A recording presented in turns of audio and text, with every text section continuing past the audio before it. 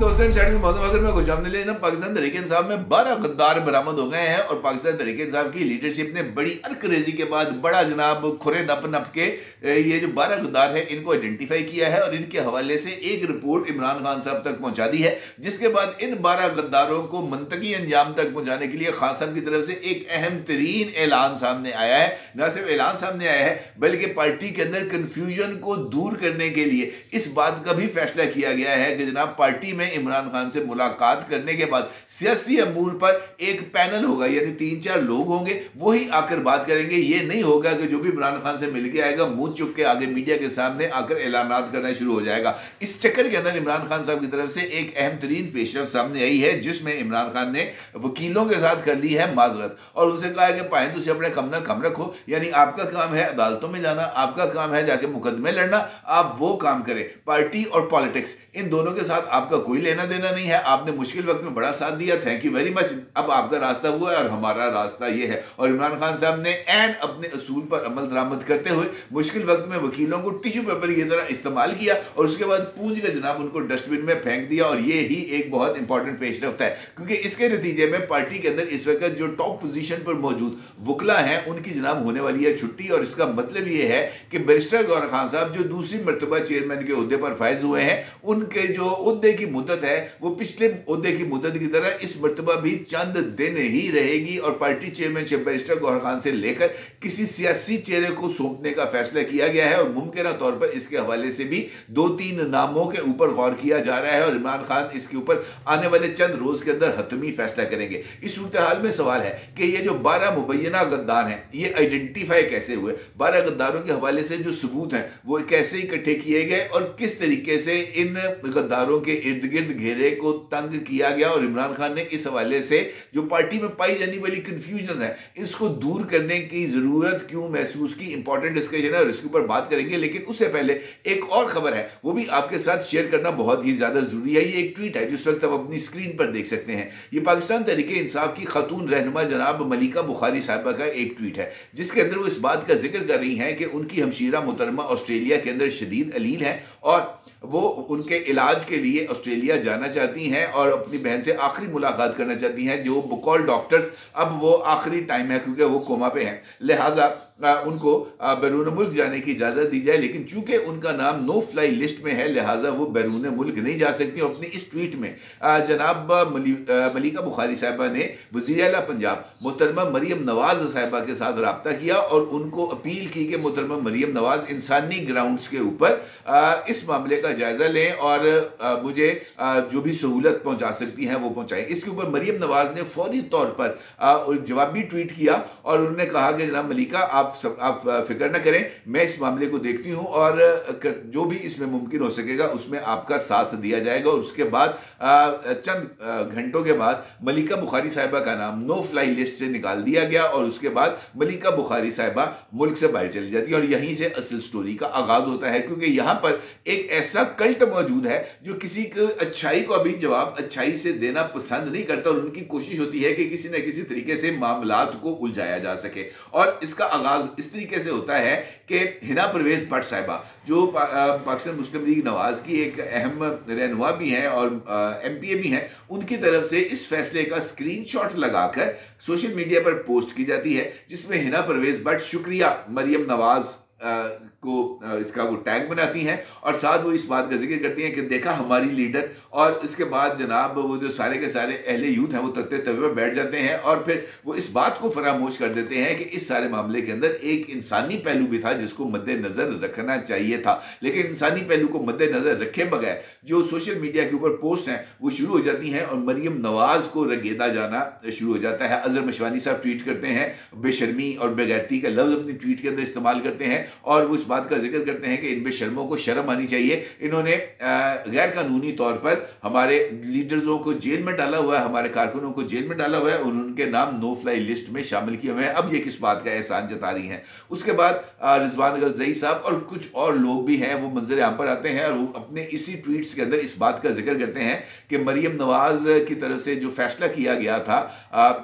मलिका बुखारी साहबा को रियायत देने का, इस फैसले पर वो तनकीद का निशाना बनाते हैं। और तो और जिस बंदे पर ये जो है, अगर मैं ये कहूँ कि उनको फेवर दी गई, यानी मलिका बुखारी साहिबा वो जैसे ही जहाज़ पे बैठती हैं और जहाज़ पाकिस्तान की हदूद से बाहर निकलता है, अबू धाबी के एयरपोर्ट पे लैंड करता है, तो वहाँ से भी मलिका बुखारी साहिबा जो मज़लूमियत का नकाब उन्होंने चेहरे पर डाला हुआ था वो उतार के साइड पर रखती हैं, और वो भी वो कहते हैं ना ला जुत्ती लई, तो वो भी इसी तरीके से मंजर आम पर आ जाती हैं और मरियम जो नवाज हैं उनको मुखातब करते हुए कहते हैं कि भैना तू मेरे ते केड़ा एहसान कीता सी, मैं यहाँ पर अगर आई हूँ तो वो जो है मेरा हक बनता था, इंसानी ग्राउंड्स पे मेरा ये राइट बनता था, मैं आ गई हूँ, आपका कौन सा एहसान है, चल निकल है। तो इस तरह की बात होती है और फिर सोशल मीडिया के ऊपर लड़ाई शुरू हो जाती है। कहने का मतलब ये है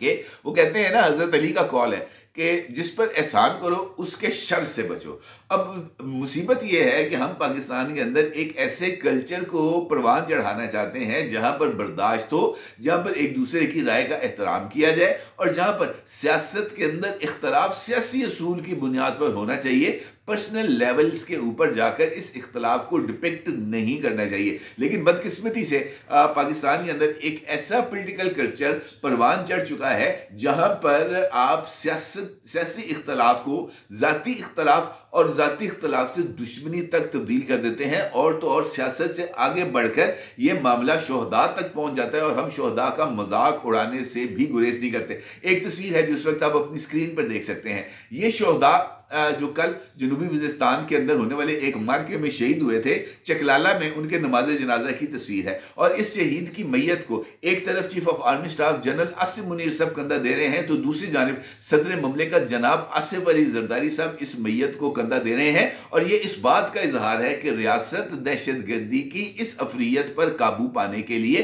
किसी भी हद तक जाएगी और वो मजलूमों के साथ खड़ी है, वो शोहदा के साथ खड़ी है। लेकिन यहाँ पर शोहदा की जो है ना वो तजलील इस लेवल तक की जाती है कि सोशल मीडिया पर एक पोस्ट है जो इस वक्त आप अपनी स्क्रीन पर देख सकते हैं, और इसमें लगे सुर्ख हाशिए में मौजूद जो अल्फाज हैं वो इस बात की तरफ इशारा कर रहे हैं कि यहाँ पर इमरानदारों ने इस लेवल पर आकर रियासत को मुखातब करना शुरू कर दिया है और शोहदा की कुर्बानियों की इस लेवल पर आकर तस्लील करना शुरू कर दी है कि वो ये कहते हैं कि जनाब इमरान खान आएगा तो ये नया मुल्क बनेगा, नया मुल्क बनेगा तो नई फौज बनेगी, नई फौज बनेगी तो वो जो कुर्बानियां देगी उसको हम अपनी कुर्बानियां तस्लीम करेंगे। अब इस लेवल पर जाकर मामला एड्रेस होना शुरू हो गए, तो आप इससे अंदाजा लगा सकते हैं कि पाकिस्तान की सियासत को इस नफरत से पाक करने के लिए मजीद कितनी जद्दोजहद और मजीद कितने मराहल को तय करना पड़ेगा। और ये मुझे ऐसे लगता है जैसे अगर ये नफरत की आग को काबू में ना लाया गया तो फिर एक ऐसी लड़ाई का आगाज होगा जो बहुत सारे जो है ना घरों के चिरागों को गुल कर देगी। और मेरा ये ख्याल है कि हमारी पॉलिटिकल लीडरशिप और हमारे पॉलिटिकल वर्कर्स को इख्तलाफ को उस लेवल के ऊपर नहीं लेके जाना चाहिए जहां पर एक अच्छे जेस्चर की, एक अजीम कुर्बानी उनकी भी तस्लील करना हम अपना मतमैन नजर बना लें। इन हालात में अगर आप पाकिस्तान तहरीक इंसाफ को देखें तो वो आपको एक इंतशारी कैफियत का शिकार होती हुई नजर आ रही है, और ख़ास तौर पर हालिया दिनों के अंदर पै दर पे कुछ ऐसे वाक़यात हुए हैं जो इस बात की तरफ इशारा कर रहे हैं कि पाकिस्तान तहरीक इंसाफ की इस वक्त कोई सिमत नहीं, क्योंकि जो भी बंदा इमरान खान साहब के साथ मिलकर आता है वो बाहर आकर मीडिया पर एक नई दास्तान सुनाता है जो पिछली कहानी से बिल्कुल मुख्तलिफ होती है। और ये जिस खबर का मैंने आपके साथ गुफ्तगू के आगाज़ में जिक्र किया उसका भी तज़किरा इसी हवाले से मिलता है कि असल कहानी का आगाज उस वक्त होता है जब इमरान खान साहब के खिलाफ जो मुकदमात थे जिनके फैसले आए हैं, खासतौर पर साइफर और दीगर मामलात और इलेक्शन से पहले का, वो जेर समात थे। और इस दौरान कुछ लीडर्स इमरान खान साहब से अडयाला जेल में इसी समात के दौरान मिले, और समात के दौरान इमरान खान साहब ने उन लीडर्स को, जिसमें अहम तरीन लीडर्स शामिल थे, उनको अपने साथ लिया और कोने पर जाकर वो खड़े हो गए और वहां पर उनके साथ उन्होंने कुछ देर तबादला ख्याल किया और वहां पर उन्होंने पांच ऐसे वकील रहनुमाओं का जिक्र किया और कहा कि जनाब इन लोगों के ऊपर मुझे शक है, इन लोगों को देखना, ये मुझे ऐसे लग रहा है कि ये विकेट के दोनों तरफ खेल रहे हैं और इसका नुकसान हमें हो रहा है, लिहाजा इन पांचों को अपनी नज़रों में रखना और इस बात को भी देखा जाना चाहिए कि ये किस तरीके से जाकर पब्लिक के अंदर मामलात को डिपेक्ट करते हैं। और ये सब कुछ उसी टाइम पर हो रहा था जब बल्ला और बल्लेबाज की गेम चल रही थी। इमरान खान साहब के साथ कुछ वकला की मुलाकात हुई थी और मुलाकात के बाद बाहर मीडिया पर आते साथ ही इस बात का इजहार कर दिया गया था कि पाकिस्तान तहरीक इंसाफ नजरियाती के प्लेटफॉर्म पर और बल्ले की जगह पर बल्लेबाज के इंतखाबी निशान के ऊपर इलेक्शन लड़ेगी। और शेर अफजल मरवत साहब ने सबसे पहले इस